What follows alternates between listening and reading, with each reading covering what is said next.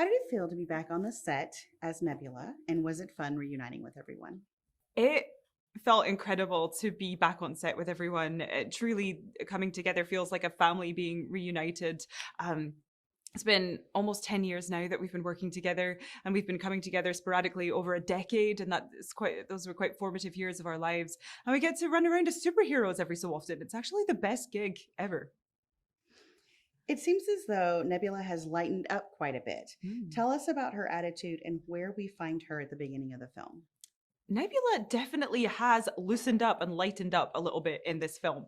She's been on this sort of journey of healing throughout all of the movies, and now she's at a place where Thanos has been eliminated from her life. She can start to develop a little bit more of that lighter personality. She's got a little bit more of a sense of humor this time.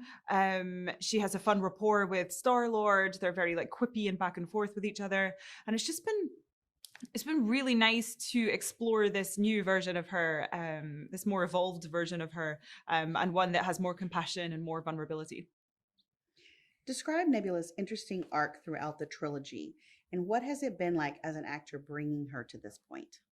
I just feel so lucky that Nebula has been given the most incredible emotional arc over the course of all these films.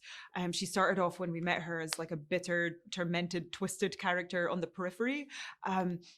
And then actually, as we sort of gradually got to know her throughout the movies, we started to empathize with her and understand her point of view, and she didn't seem so villainous anymore. And then we watched her relationship with Gamora kind of develop, and they started to understand each other and gain empathy towards each other.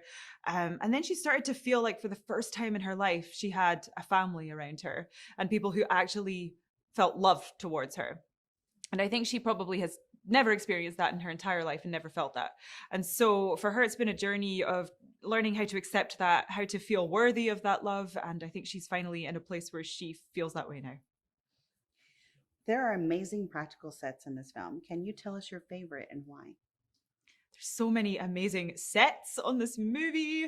I think one of my favorites would have to be the sort of like the skin belly like substance. It was all squidgy, and we got to wear like fun space suits, and it was just one of the more unique sets I think I've ever seen. Transforming into Nebula takes a lot of work. Has the makeup process changed in any way throughout the years? It does take a lot of work to get into the whole Nebula getup. The makeup process has definitely evolved over the years. On the first film, it took 5 hours, and I had shaved my head. So it was like they would get all the stubble off of my head first thing and then glue everything to my face and neck. And then we sort of streamlined that over the years. And actually, I was able to keep my hair for this last movie. And so that actually added an hour onto the makeup because we had to wrap the hair. But I was willing to do it because I'm like, I get to have hair. Woohoo! So it's definitely been streamlined, but it's a challenging process, but it's one that I wouldn't trade because I get to play this amazing character with such a cool look, and it really helps me feel like her. You've worked with James Gunn on all three films. What was the experience been like? Working with James is one of the best experiences I've ever had. He's one of my favorite filmmakers in the world, one of my favorite people in the world, which is an amazing combination. He just has such a strong point of view. Like he knows exactly what he wants. And when he makes a movie, it's a James Gunn movie. It has a sense of identity to it. You can tell that he made it. It's his sense of humor. It's his writing. It's his style. It's his taste in music, everything. And so you feel like you're in really safe hands because he will tell you if something's not working, and that's really important. Sometimes actors are too directors are too intimidated to tell the actor if like their improv line is actually making the scene worse, which is quite often the case. So it's like, he has this natural authority to him where he makes you feel valued and he appreciates your effort, but he knows where to guide you and how to take your energy and say, maybe don't say that, but you could say that instead. And it turns into something really funny. And so I always really appreciate that. This is the last film in James Gunn's trilogy. Tell us what it's like when it wrapped and how you felt. Wrapping this movie was one of the saddest experiences. I mean, it's just the end of an era. It's the end of 10 years of our lives.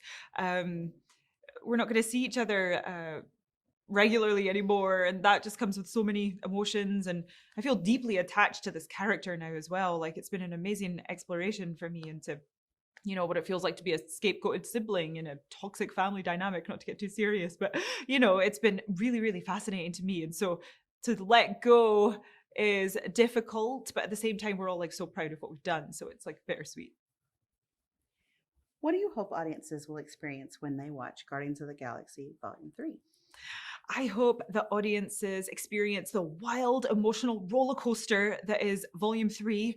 I mean, okay, I just saw it for the first time and I have never been on such a ride.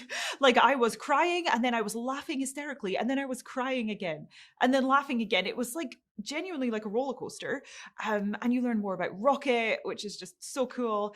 And people will experience the last adventure, the last hurrah. And it is so Guardians. It's so funny. It's irreverent, but it's also emotional.